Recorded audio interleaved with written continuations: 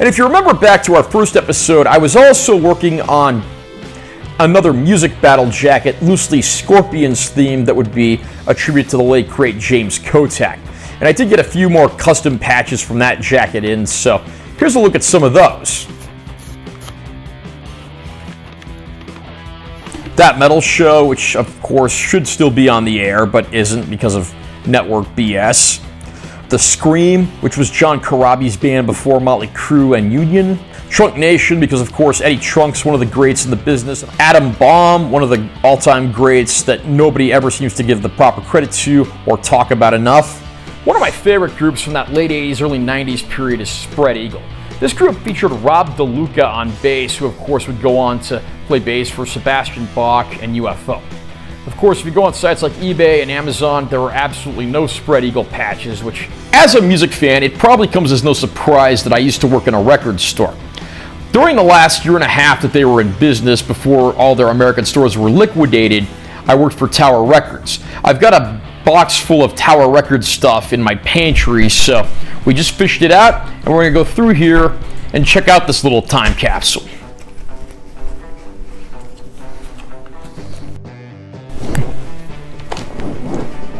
Here it is. This is my Tower Records shopping bin. When the store closed down, they let us each take one of these, so of course I couldn't pass up that opportunity. So we're going to take a look in here and see what I've got. And believe me, I haven't gone through this thing in years. First of all, there's a Tower Records hat that actually looks pretty cool. A little dusty, but a trip through the washing machine could work wonders for that. There's also an employee badge here. Yeah. No music, no life. That was like the slogan. And then there's also a tag here attached to this for the Audio Slave Revelations album, which came out just a few months before I got laid off. I worked there from about October of 05 to December of 06. I got laid off a few days before Christmas. And then also in the store, they had these Tower Recommends cards. You could fill these out for like CDs or DVDs and like just post a recommendation. These are always pretty cool. I filled out a ton of these when I was in the store, but I don't think most of them survived. So there's only one I made that survived, and kind of hard to see the text there, but that's for Johnny Cash at Folsom Prison. I'll read what I wrote, because again, I haven't looked at this in years. Johnny Cash at Folsom Prison, 1968. Ever want to see Johnny Cash live? Well, you can't. He's dead. But this city lets you relive one of his ultimate concerts. Guest musicians include Carl Perkins and June Carter. Remaster features the complete uncensored Folsom show. And then these other ones were actually done by other employees. I'm not really sure why I ended up with them, but this one's for a Dragon Force album by J-Sef. I don't know whatever happened to J-Sef. Here's one for Megadeth, So Far, So Good, So What. This is by Adam. Adam was always like the resident heavy metal guy. And then this is an Evanescence one by Cecilia. Cecilia was this pretty good-looking goth chick that worked there, but she got fired because she could never get to work on time. There's actually a letter here from when I was laid off.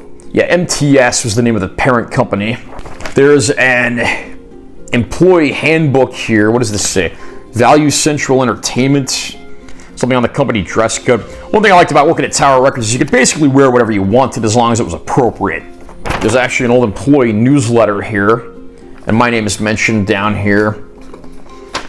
They had that thing called like SOS tags where you could, if you found out-of-date sales stickers and found those and saved the store money, you could win a gift card. And then you could also win a gift card by being the employee of the month. And I think I was the second employee of the month at that store. The store was only there for just over a year because the company liquidated in America. There's even some old employee schedules here. There's an entire pamphlet here on how you tell your friends and family that you've been laid off. There's something here on creative job hunting. Yeah, because the stores were actually acquired by a liquidation company called Great American Group. But there's an online website called Cayman who actually acquired the website. So that's why the website's still in business. All kinds of legal mumbo jumbo about the layoff. Distribution request form. So I guess this is for 401ks. Doesn't apply to me because I was part-time. Stuff about like final pay here. Tips to surviving a layoff. There's a pretty thick Tower Records employee handbook in here. Yeah, there's a receipt here. What would I buy on here? Faith No More, Vanilla Fudge, Mad Season, Ted Nugent, Leonard Skinner, Warrior Soul, Sugar Hill Gang. Guess I was in a hip-hop mood that day. Got some gift cards here. Here's one that's got Britney Spears on it. That's actually pretty cool. There's a Seinfeld pin here. There's a pin for the release of the Pink Floyd Pulse live album. Got another receipt. This is a pretty long one. Got some business cards for the Henderson store where I worked. Another gift card in here. This one's got the Fantastic Four on it from the 2005 movie. And last but not least, there's actually a Tower Records pen in here. That's pretty cool. Not sure if this still writes or not. So, did you guys shop at Tower Records back in the day? Very much so. Growing up in New York, we were at Tower Records all the time.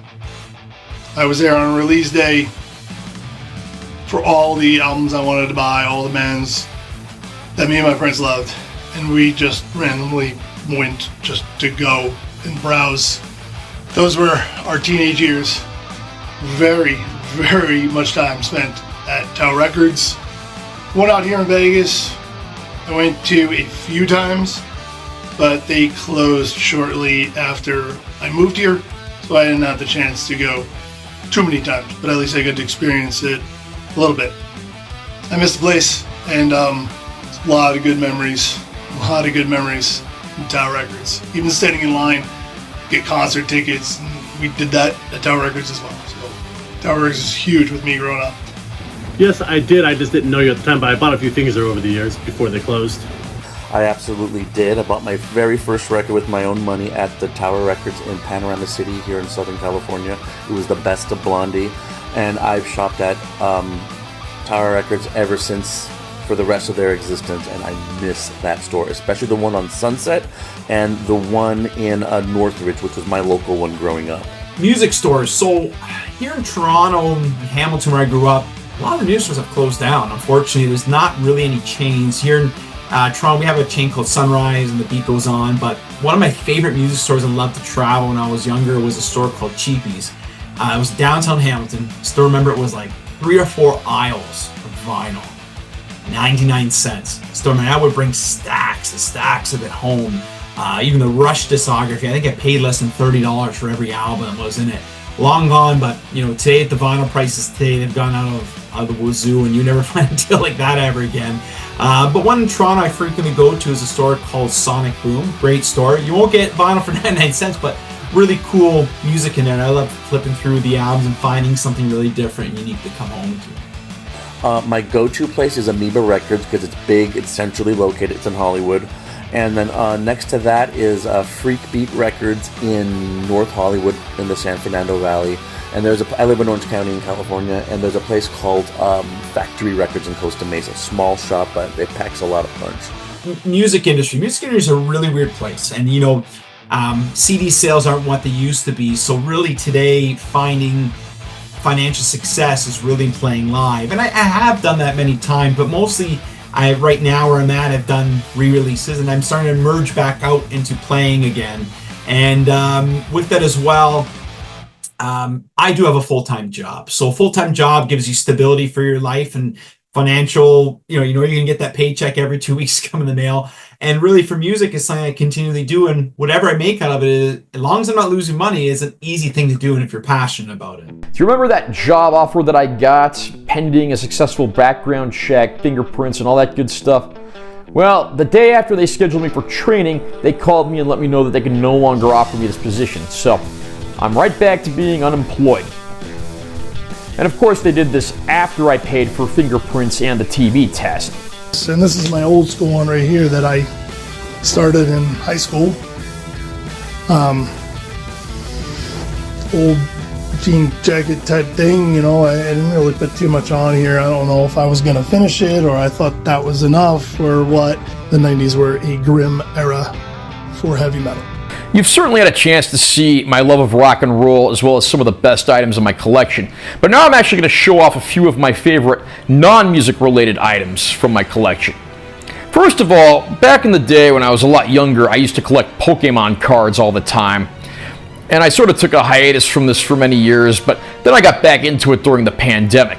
And I got some pretty cool new cards, but my rarest, best card in my collection is my Shadowless Charizard that I pulled out of a pack when I was like 14 years old. And I've had this card for over half my life now, and I've often considered selling it, but there's certainly a little bit of sentimental value there. But you know what they say, everything's for sale at the right price. I also love anime and manga, and the Dragon Ball franchise is one of my all-time favorites. So when they first came out, I bought all 7 volumes of the Dragon Ball Z Dragon boxes, which were the absolute best and most faithful representation of the series on home video in America to date. There's never been a perfect release of the show in the USA, but this is the closest we ever came. These sets went out of print very quickly, so I'm glad I got them when I did, because now these individual boxes sell for several $100s each on sites like eBay and Amazon. I also have this record, which is the vinyl soundtrack to the Mighty Morphin Power Rangers TV series. You've seen my friend Lynn in a few of the segments here, and he actually, for birthdays and Christmases a lot of the time, he'll take this to conventions and he'll get it signed by cast and crew for me. I've got a pretty good haul on here already, including the late great Jason David Frank. On my jacket, I absolutely positively did not want to forget to pay homage to Universal Horror. The Universal classic monsters are amongst the most iconic horror characters in history. And a little known fact as well, Universal Monsters is actually the first ever cinematic universe, featuring many crossover titles between the different monsters, even if there are some inconsistencies from film to film, and some are in their own universes and don't tie in overall. But there's no denying the impact that these monsters have had. There's a reason we keep getting remake after remake after remake of movies featuring these characters. I also had a chance to talk to some of my friends about their heroes and favorite celebrity encounters that they've had over the courses of their lives. Living in Las Vegas and going out on the music scene a lot, I've had many encounters. I know they say don't meet your heroes, but most of the encounters I've had have been very good. Now, we all have a lot of personal heroes in our lives as well. I mean, there's people like my parents who worked hard and sacrificed a lot so that my brother and I could have great lives. And then there's people like my grandparents who had about 20 grandkids and 50 plus great grandkids and still managed to make every single one of them feel like they were the favorite. As far as music scene people go, there have been many over the years. One of the first people I ever met when I first started going out on the music scene was Brent Muscat. Brent Muscat was the co-founder and original co-lead guitarist of the band Faster Pussycat. And out here he was playing in a band called the Sin City Sinners, who I started going to nearly every week when I realized they were doing free shows weekly, sometimes more than once a week, across town. And he and I quickly, became friends, started talking pretty regularly.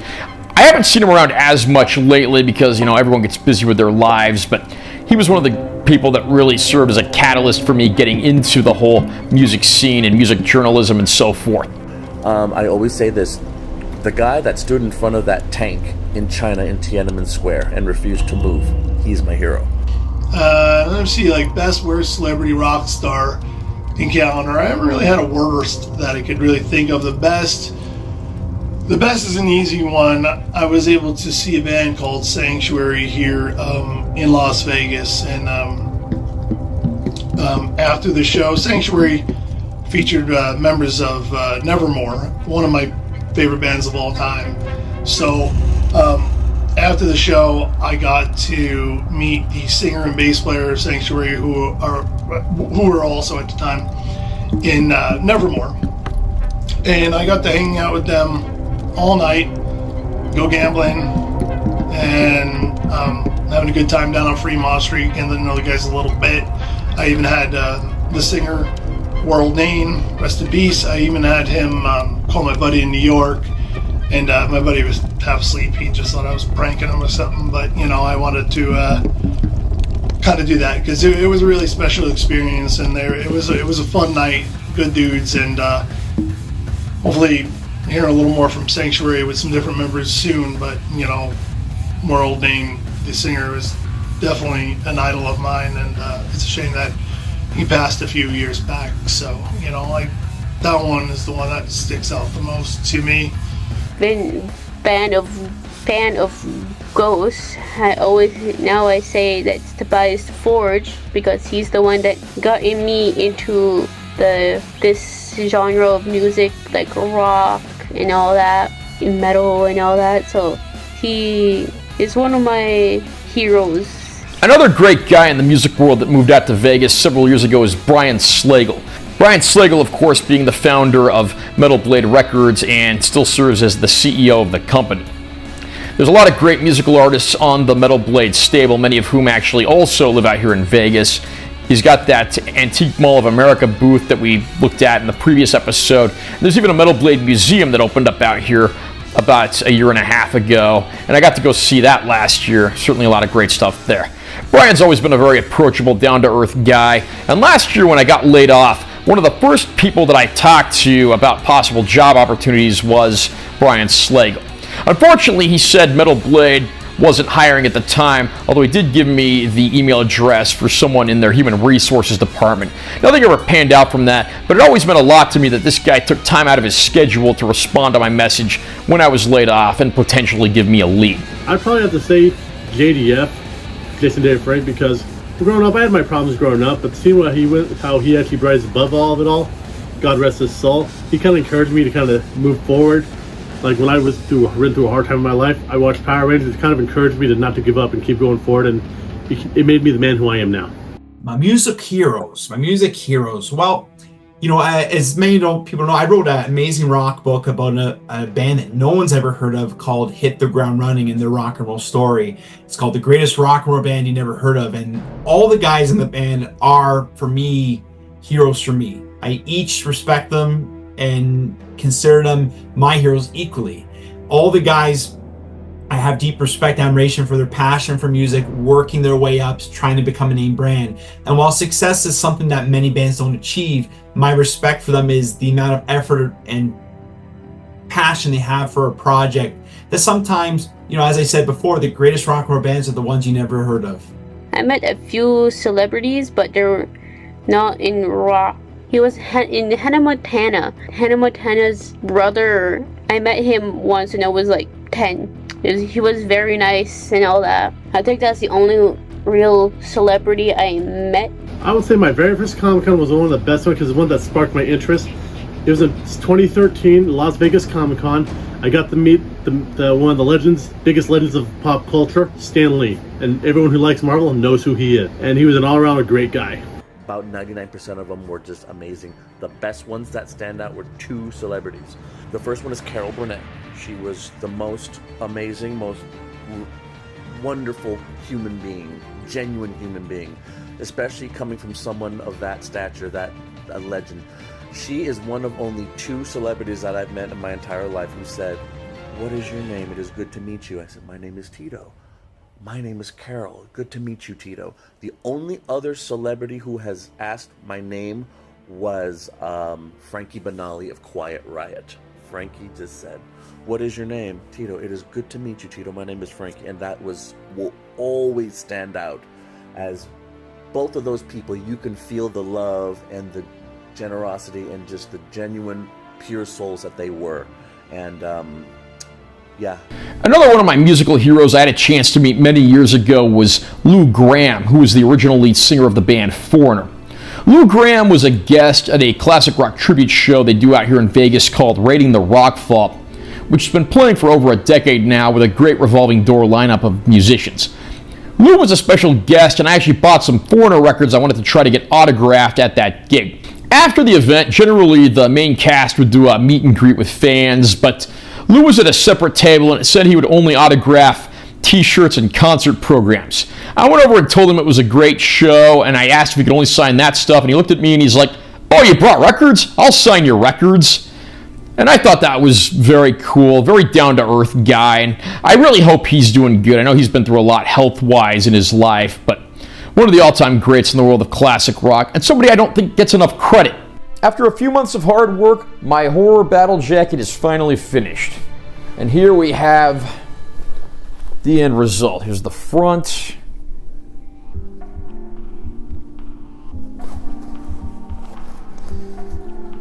And here's the back.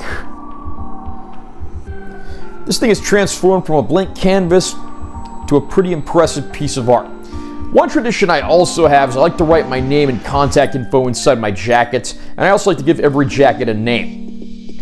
In this case, I was debating what name I wanted to give it, because I usually like to give them a name that's relevant to the biggest patch on the jacket, but one that's maybe a slightly more obscure reference. I mean, in this case, the back patch is of Count Orlok from Nosferatu. Do I call this jacket the Nosferatu? Do I call it the Orlok after the vampire from the movie? Do I call it the Murnau after F.W. Murnau, who made the film? Do I call it the Shrek after Max Schreck, the guy that played Count Orlok? So ultimately, I decided to call it the Orlok. I think it's simple, to the point, and it's a pretty good name for what I made here. Now that my horror-themed battle jacket is finished, it's time to take it out in public and show it off and get some actual hands-on feedback from fellow music fans and horror fans. We've actually got 2 events coming up where I'm going to have a chance to show it up. First and foremost, there's going to be a concert going on at Vamped in a few nights, so we'll go out there, check that up, maybe even swing in Zia Records on the way over there, see if there's any fans we encounter in there. And then a few nights after that, there's a screening of Beetlejuice, the sequel to the classic 1988 Tim Burton film. So, needless to say, there'll be a lot of horror enthusiasts there, not to mention fellow film critics. So,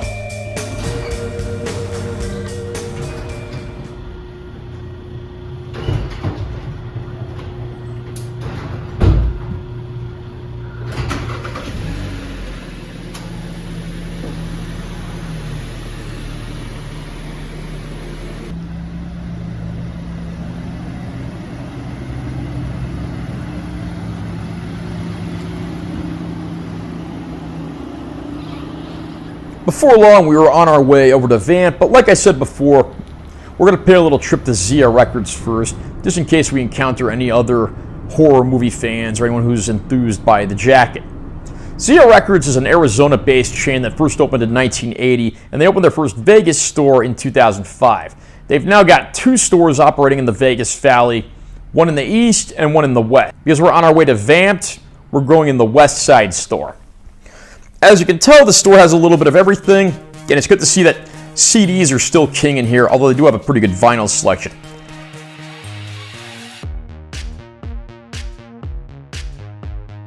I had no idea they actually made Kiss Pez dispensers.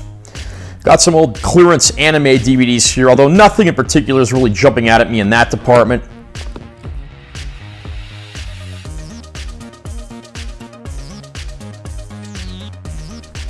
Again, the vinyl selection is pretty impressive as well, though I don't buy a whole lot of those. Tons of toys and collectibles in this store, both new and used.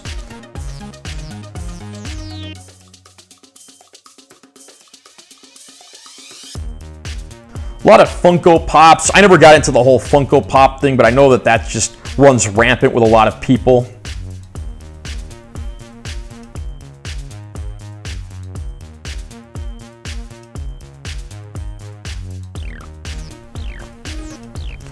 Nice selection of manga here as well. I could easily spend all day in this store. Wow, we even have some 10-inch records down there.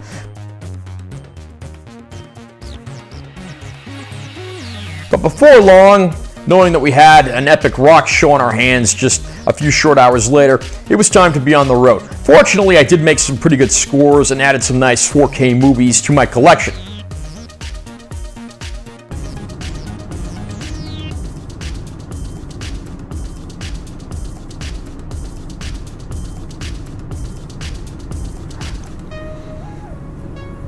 Eventually, we pulled into Count's Vamp, which is my all-time favorite music venue in the world. Small, intimate environment, free parking, great bands, great crew, tons of shows with local, national, and international bands.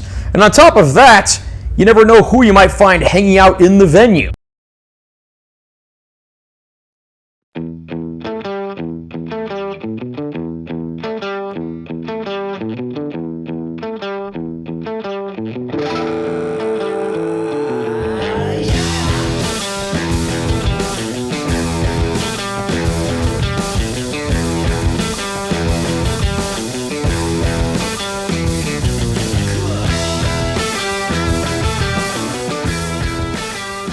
When it comes to the music scene, what's your favorite place to catch a concert?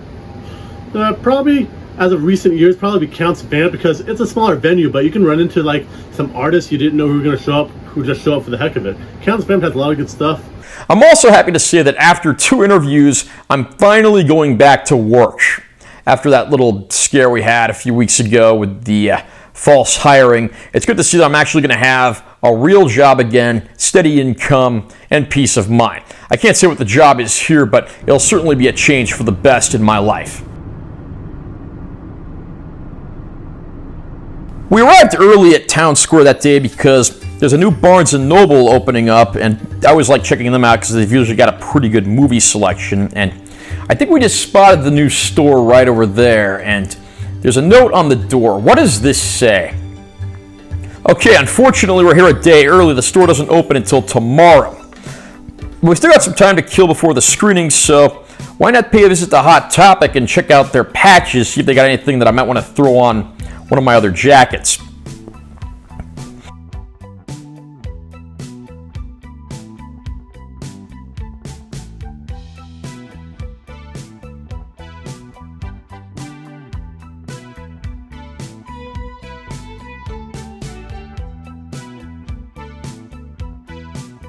Unfortunately, not seen a lot in the way of patches here, just pretty generic stuff for the most part.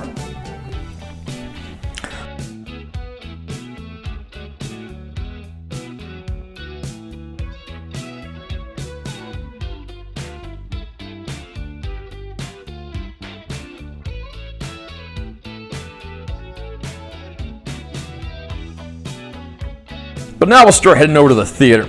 This is one of only 2 AMC movie theaters in Las Vegas, the other being somewhere over off of Rainbow. That one's a little smaller and more outdated.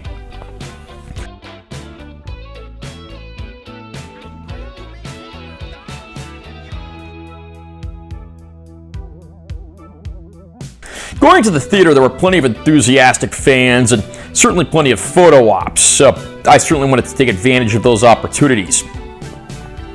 And it wasn't long before we were heading in for the screening, thankfully getting the Dolby room, which is probably the nicest theaters in Las Vegas. So if you're going to experience a movie, that's certainly the way to do it. Before long, as Beetlejuice would say, it was showtime. I finally did get a few choice words from some fans and fellow critics on my jacket. All right, well, I absolutely love this jacket and all the patches on it. And since it's really, really hot in Las Vegas right now, I'm really attracted to The Shining and The Thing, the 2 snow horror movies. So those are probably my favorites. And I see you've got Elvira there with a bit of leopard print, which is really cool. Wow, I mean, there's just so much to say about this jacket. I don't think you have enough pixels on your iPhone. I love it because you have every great horror movie on there. Like, oh my god. I love the Evil Dead one especially, and Ghostbusters, which does belong on there too. So. Hi, this is Thunderwolf Official, and I just want to say this jacket is insane. I love every aspect of the horror, front and back. Oh my god. Even with The Exorcist, the back with the Nosferatu, just insane. I'm just gonna have to get one of those, but not gonna lie, probably the best jacket I have seen. Guys, if you have not seen it, please check it out on his page here. It is literally killer. After that, it was time to head out, head home, and face the next work day.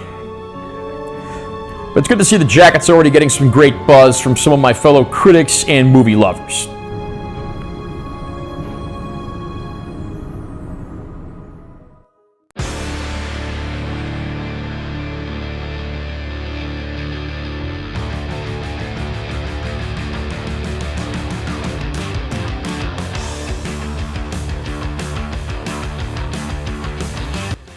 I've managed to stay sober one day at a time for the past 23 years. When I feel like I have nothing, where I feel like I feel hopeless, I have that sober date, and nobody can take that away from me. So that's one of my greatest accomplishments today.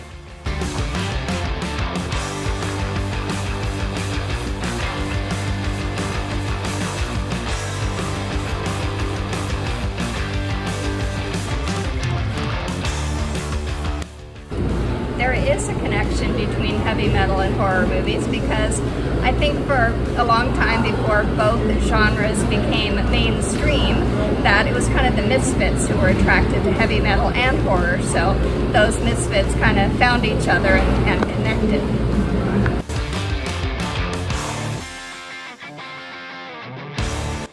Only the last few years I started listening to more like rock and metal music. When I was younger, I was more like pop, country, but I find they weren't really like me.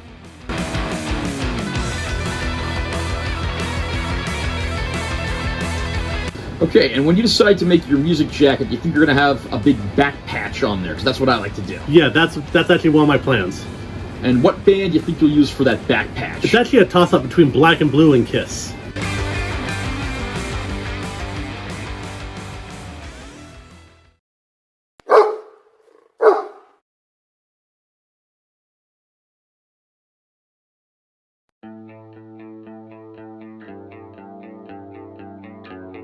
And we're taking a special trip now, because we just talked about Tower Records. I thought I'd pay a visit to the Galleria Pavilion, which was the home of the Henderson Tower Records where I used to work.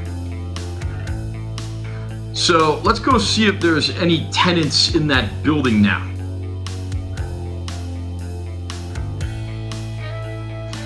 The entrance arch there pretty much looks the same. That's just a different color now, but what's in here now? Okay, there's something in here now called Wally Wombats. I have no idea what that is, but I'm pretty sure it's not a record store.